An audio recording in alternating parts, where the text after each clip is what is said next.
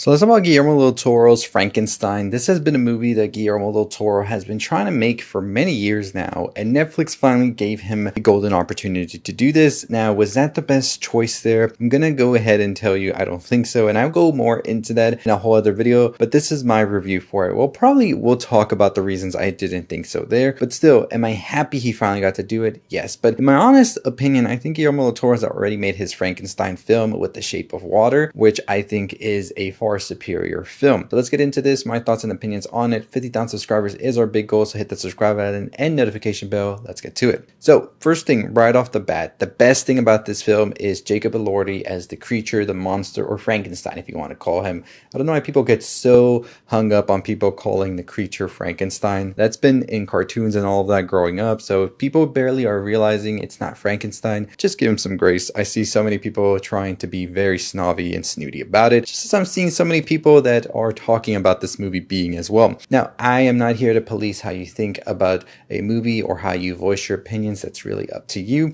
But I think a lot of people are sort of getting on the defensive with people that don't agree with them and actually like this movie. I myself really enjoyed this movie. I think it does start off with a bit of hiccups and tumbling here and there. But once the second act comes in, because this movie does something I don't like movies do where they cut it up into parts. That's a whole other conversation, honestly. But I do think once part 2 starts in this movie, it is strong, and I think this movie just ends in a huge strong note. I was very much so moved by it, and all of it goes back to what I was talking about just now, Jacob Elordi as the creature. I think he exudes everything you want the creature, the monster to be. There is this innocence, there is this hurt, there is this rage, and he's able to balance it all well together into this being that is just so misunderstood. And I think Elordi is just an actor that continues to wow me with every single role he is in. I did see the trailer for Wuthering Heights. We'll see how that one goes. But nonetheless, in Frankenstein, Elordi is just magnificent and wonderful. Another actor that I thought was great as well is Mia Goth, although I will say, and this is a critique about it, she was severely misused. I think that we really did mess up having Elizabeth's role be so small here, because every time she was with the creature, I thought that's when we got the most poignant and best scenes out of the whole film. I would have loved to see more of Elizabeth be fleshed out. I think we spent too much time on Oscar Isaac's Victor, which I think Oscar Isaac is an incredible actor, but I just don't really like the way his character was showcased and portrayed here, because I think it really took away from a lot of the other characters that were interesting to see, where I feel like every other character surrounding Victor, besides maybe Elizabeth and the creature, were more exposition pieces about Victor himself. So I wasn't really all the way there with everybody else involved here. And I think that was more because Guillermo was really making Victor the villain, which of course he is in the text and all of that. But I think it was so like magnifying glass on Victor to make sure you know he's the villain that it kind of took away from his own character. And I felt like this was just a 2D villain of sorts. I think they were doing something good at the beginning with sort of showcasing why Victor is the way he is, but ultimately throughout the movie it kind of just was sort of force fed on you, because I know you're supposed to feel some sort of way, right? You're supposed to sort of take a side, but I think that's the problem with the movie, is it wants you to take a side so bad it doesn't leave you much room to make up your own opinion. But overall, I can excuse those hiccups, but I cannot excuse the CGI wolves. I will not excuse the CGI wolves. And I know it's not AI and all of that, but I think that the CGI was very wonky, and it kind of takes away from those scenes that are supposed to be a little bit more harder hitting and moving.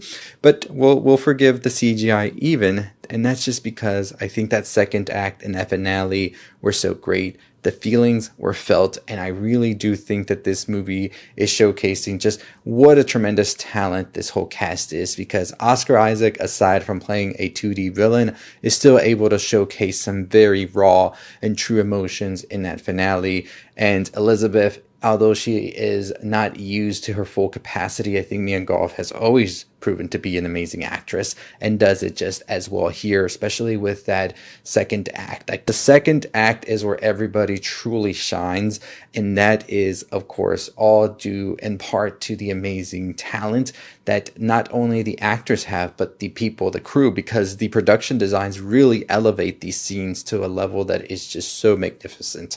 And I cannot get enough of Victor's lab either. I was reading that it took them so long to make and even to light when they were filming, and that is just showcasing the dedication that Del Toro has. I do think this is one of his weaker films, however, even though I loved it and that ending really got to me. But that's just showcasing what a seasoned director Guillermo is, that he can make a Gothic epic and it's still not his best film. So that's not to say that this film is bad. I think I put it in my top 12 or 15 on Letterboxd. If you want to follow me over there.